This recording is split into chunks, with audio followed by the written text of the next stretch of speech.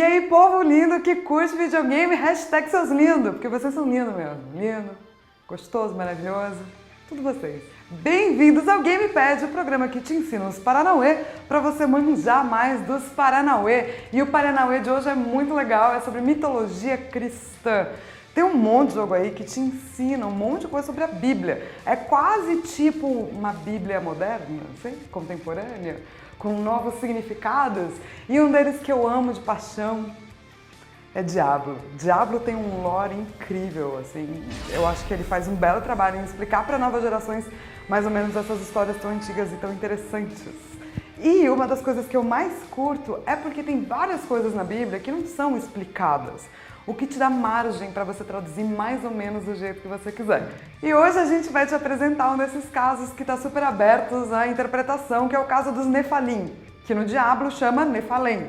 Os Nefalim têm basicamente somente duas aparições na Bíblia. E uma numa Bíblia não canônica, significa que a Bíblia não foi escolhida, né? Essa parte de escrita não foi escolhida para estar na Bíblia, mas poderia fazer parte.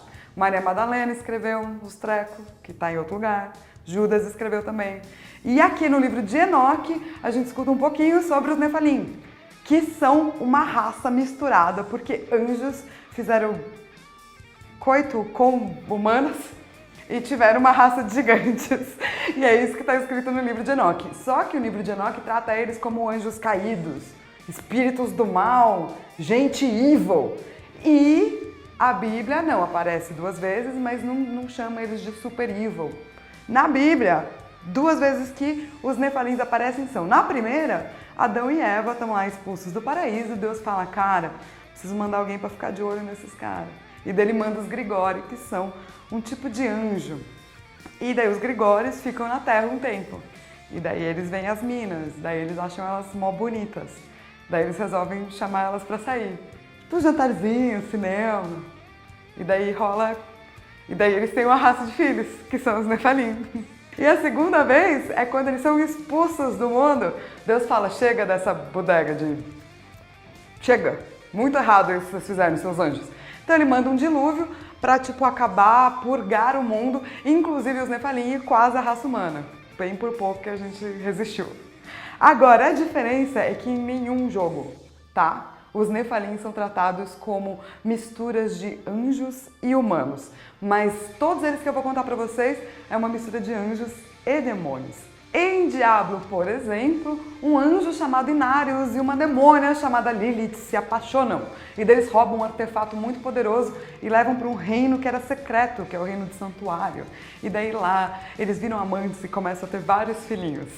E daí é claro que esses filhinhos são os Nephalem. Parabéns para você que obviamente já acertou tudo porque você é muito esperto. Então, os Nephalem têm um lance, eles são muito poderosos. Eles são mais poderosos do que se imaginava. E daí tantos anjos quanto os demônios falam o seguinte: mata, destrói, extermina, que um dia eles vão acabar com a gente. E daí a Lilith fica puta, que ela é mãe, meu irmão, entendeu? Daí ela sai matando geral, a galera. Menos o anjo que ela gosta, que é o Inarius, é claro, porque eles são amantes. Mas daí ele resolve a situação, ele fala o seguinte: calma, eu vou deixar esse reino, ninguém vai poder vir aqui, o poder da Wardstone vai se acabando ao longo do tempo, as gerações vão passando, os nossos filhos não vão ficar tão fortes assim, daí não vai precisar destruir eles, certo? E quem são esses filhos? Nós, a humanidade. Ah, que bonito! E a gente é tão poderoso assim porque a gente tem livre-arbítrio. A gente pode escolher, que é coisa que tanto anjos quanto demônios, na verdade, não poderiam fazer. Um adendo muito importante é que a Lilith é um demônio judeu, diz que era a primeira mulher e que ela que se tornou a serpente, que daí Eva foi comer do fruto e tal. E ela também aparece nos 3 jogos, acho que por conta daquela coisa, né, de Adão e Eva fugindo do paraíso, e daí vem os anjos e tal. Enfim, no nosso segundo jogo, Lilith também é mãe dessa raça de Nefalins, mas quando ela cria, ela fala assim: estou criando essa raça poderosíssima para dar para o meu grandioso mestre amado Lúcifer.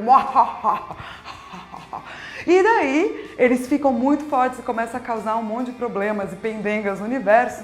4 deles falam: cansei de ser do mal, cansei de ser bravo, cansei de ser chato.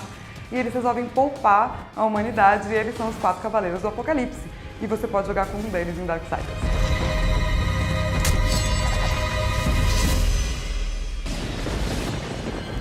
Já em Devil May Cry, tanto Dante quanto Virgil, e olha, vamos lembrar que esses nomes vêm ambos da Divina Comédia, são Nefalins.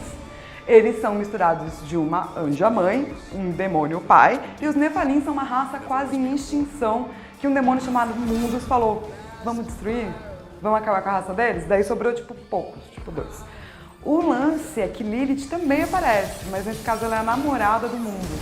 E é claro, o Dante e o Virgil vão nessa peleja contra o Mundus, e daí acontecem umas outras coisas que eu não quero contar porque seria muito spoiler. Uma das coisas mais legais é que os Nephilim aparecem em games, inclusive, que não tem nada a ver com mitologia cristã. Em Assassin's Creed, por exemplo, existe uma raça muito antiga que, porque a gente não sabia que eles eram, na verdade, quase humanos, a gente tratava eles como divindades. E foi a raça que fundou um monte de coisas, e essa raça também são os Nephilim. O que esses 3 games têm em comum, pelo menos? Vamos lá, parte número 1, poder. Todos os Nephilim são muito poderosos e são uma ameaça para alguém.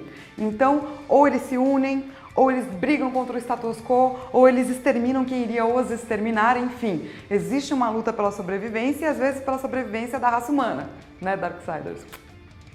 Parte número 2. Todos eles são misturas de anjos e demônios. Ainda não teve um jogo super duper famoso que fez os Nephilim como eles estão escritos na Bíblia, especialmente como uma raça de gigantes aí. Fica a dica para quem está querendo fazer o próximo God of War, o Lost Planet, enfim.